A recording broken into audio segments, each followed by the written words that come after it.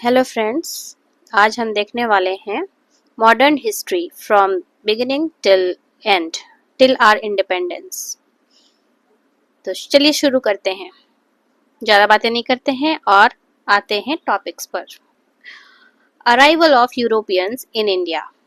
दोस्तों, एक सिंपल सा क्वेश्चन, ब्रिटिश इंडिया पर कैसे रूल करने लगे? वो सीधा आर्मी लेके नहीं आए थे। सबसे पहले आए थे पोर्टुगीज 1498 में। वास्को ड गामा कालीकट पहुंचा। उसके बाद डच आए, पर वो सिर्फ ट्रेड तक लिमिटेड रहे। फिर एंट्री होती है सबसे डेंजरस प्लेयर की, ब्रिटिश ईस्ट इंडिया कंपनी। 1612 में सूरत में पहला फैक्ट्री बनाया और फिर धीरे धीरे ट्रेड से पॉलिटिक्स, पॉलिटिक्स से पावर। फ्रेंच भी आए और ब्रिटिश के साथ कर्नाटिक वॉर्स भी हुए। 3 वॉर्स के बाद ब्रिटिश जीत गए और वहीं से स्टार्ट होता है इंडिया में उनका रूल।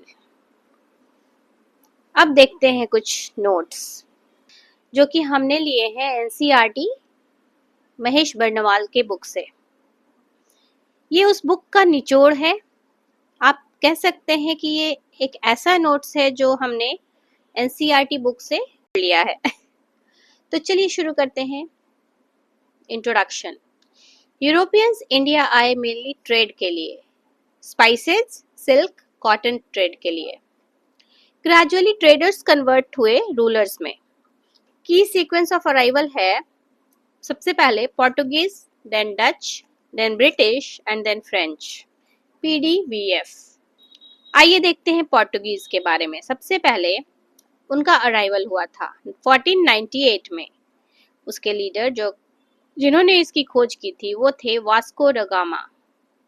और वास्को ड गामा सबसे पहले इंडिया में कालीकट में उतरे थे।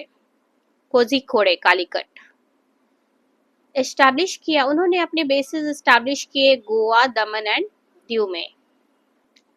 मेमोरी ट्रिक है, Vasco equals to very first visitor. अब चलते हैं डच की तरफ। डच आए थे 1602 ईस्वी में। इनका प्राइमरी फोकस था स्पाइस की ट्रेडिंग। मेन सेंटर्स थे पुलिकट एंड नागापट्टिनम। आउटकम क्या था? डच का आउटकम क्या था? Lost power to British after the battle of Bedara. Battle of Bedara के बाद डच जो थे वो हार गए थे ब्रिटिशर्स से 1759 में।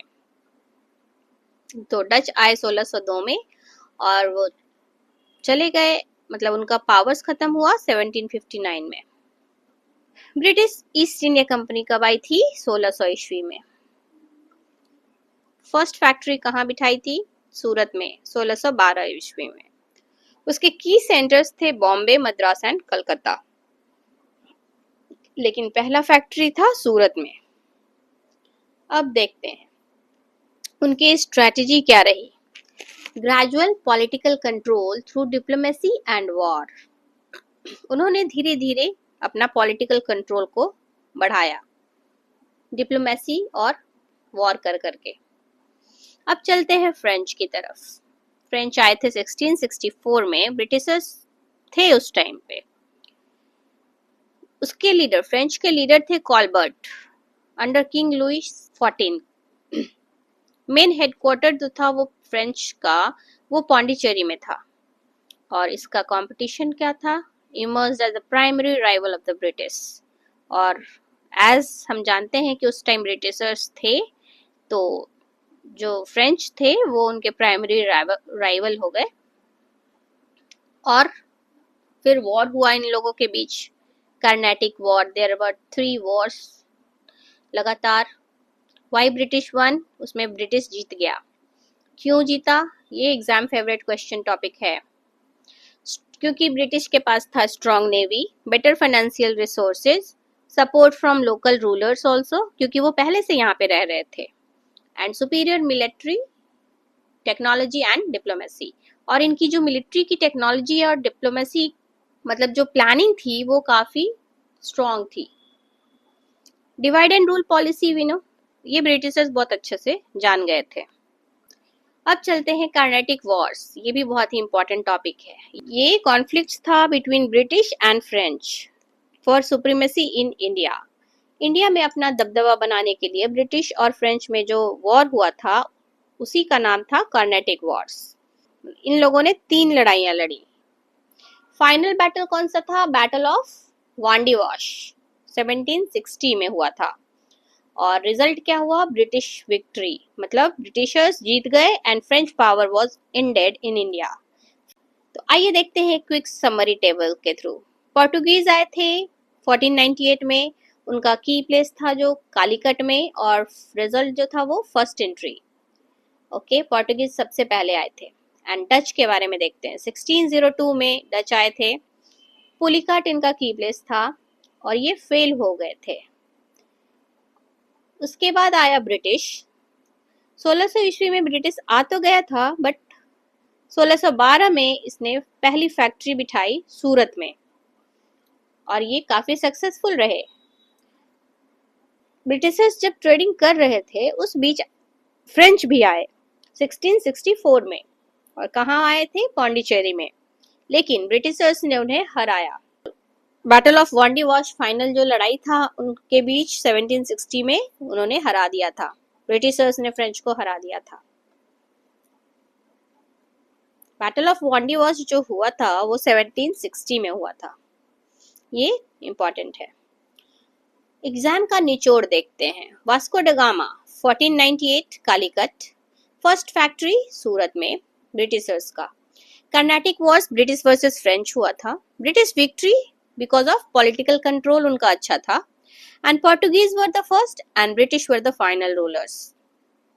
अब देखते हैं memory tricks. PDBF, Portuguese, Dutch, British and French, order of arrival.